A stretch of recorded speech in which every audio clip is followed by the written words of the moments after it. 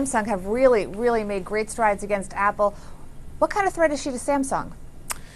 Well, what's interesting, I think, about Samsung to some extent is over the last 2 years, how has the company changed? Well, one of the most obvious things that we think about is the fact that they've been spending a lot more aggressively on sales and marketing and have looked to establish a retail presence, right? They have an alliance now with Best Buy, so we've been seeing Samsung store within a store kind of offerings. And, I mean, Samsung was advertising during the Super Bowl at the beginning of the year. So Samsung has not only upped its game in terms of its product offerings that compete directly with Apple's iPhone and iPad, but also in terms of better establishing and communicating about its worldwide presence. So we think a new hire responsible for the retail and online stores is really going to help Apple kind of recapture some of its maybe past glory in that context.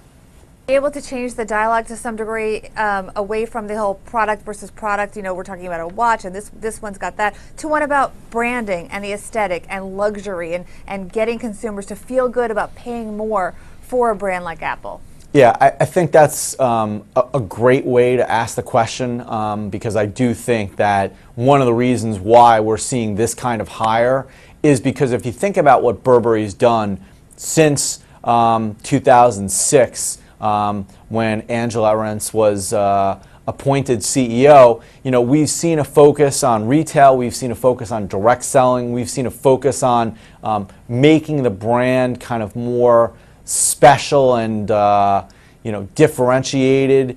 And I think those are things that Apple can definitely kind of benefit from, those types of strategies, those types of efforts. So I do think that this really signals the fact that notwithstanding all the clamoring for Apple to do more, to become more of a mass market brand with mass market products, this we think is a strong signal that Apple is just fine where it is, which is the high-end consumer market.